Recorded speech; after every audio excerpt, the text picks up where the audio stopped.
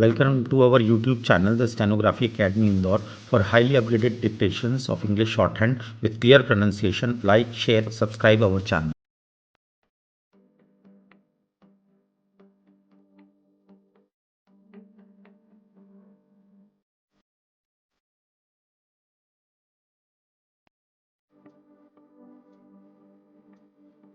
Transcription number 141, Kailash Chandra. 80 words per minute. Kindly be ready. You have 5 seconds left.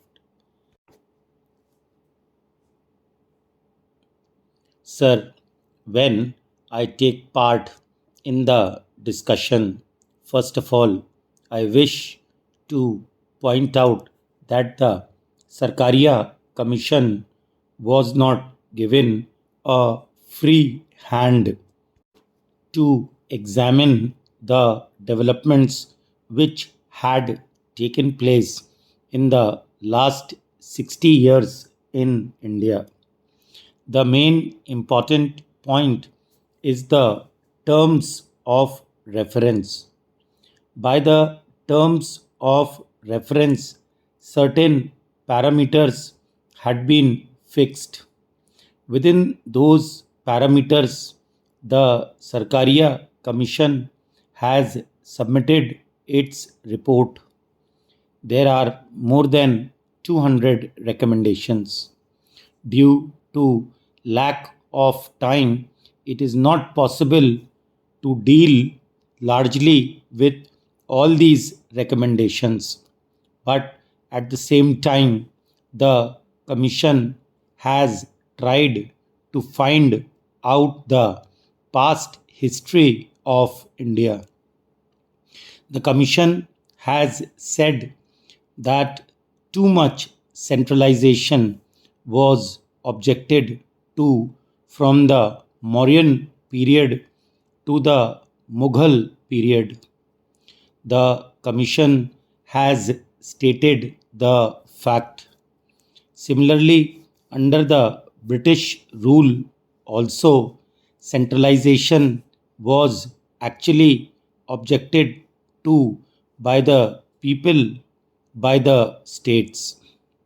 The founding fathers of our constitution were painfully conscious that the feeling of Indian nationhood was still in the making and required to be carefully nurtured.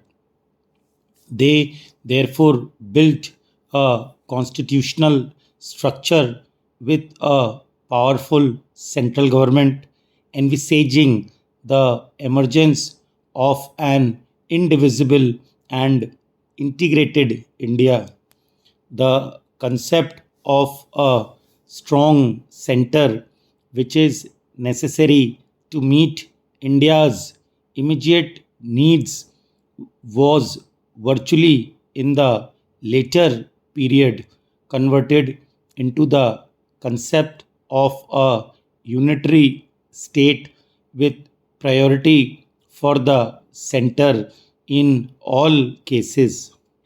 This was the basis of the process of excessive centralism, with all powers in the hands of the center. India is developing on the path of capitalism, especially monopoly capitalism.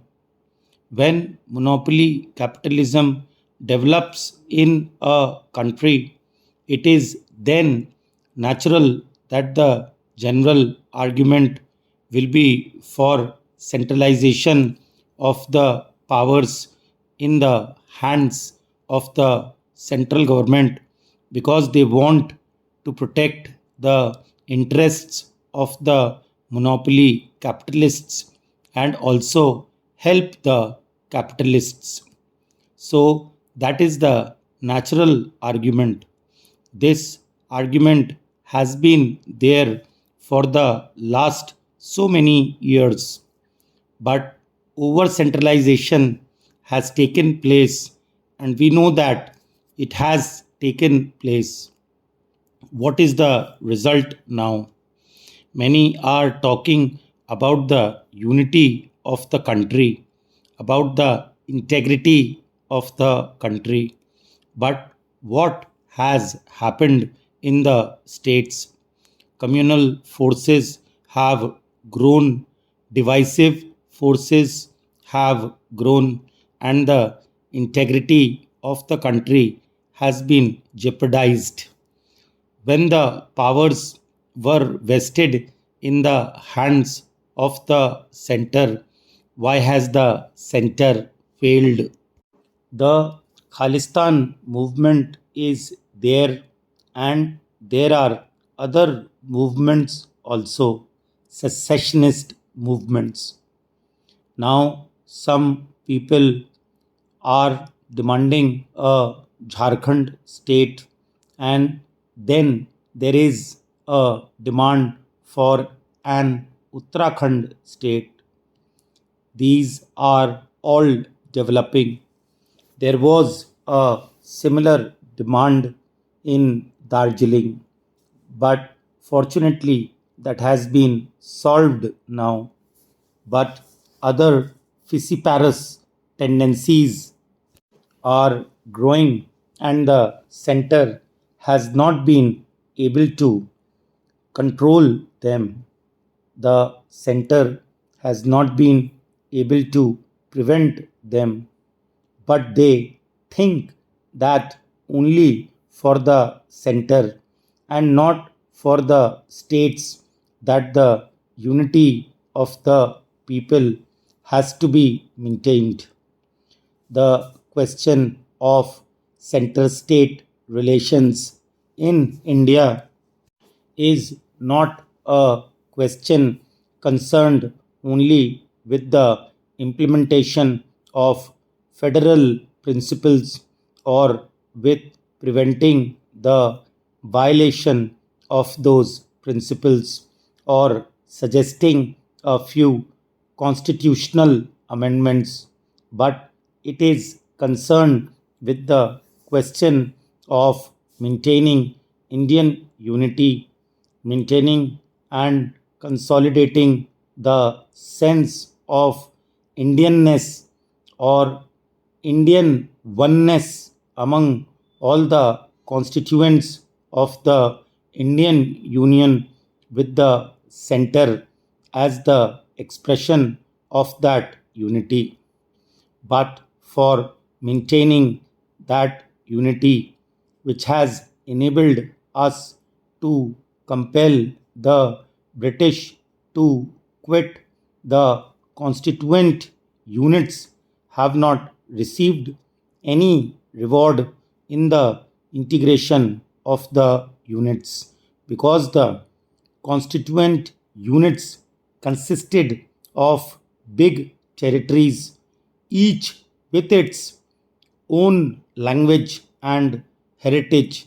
And in these huge linguistic national units, their linguistic identity and sense of unity grew side by side with the identity of the Union. So, a deep thought has to be bestowed on how to maintain the unity with the support of the people, with the support of the states. But that is not the concern of the central government. The Sarkaria Commission has been able to make certain recommendations within certain parameters. Even within those parameters, two recommendations are there. One is that it is neither advisable nor necessary to make any drastic change in the basic character of the Constitution. The second is that the electoral system can be continued like this. In the second recommendation, the Commission says that it certainly calls for improvement and reform in a number of aspects. The actual working of the Constitution leaves much to be desired. It has said about the changes proposed in the financial aspects of the Indian Union and the states. The arrangements are far from satisfactory. It has said about the role of the governors, reservation of state bills for consideration of the president, use of extraordinary powers, etc. etc. The Commission has said about the Intergovernmental Council with a comprehensive size.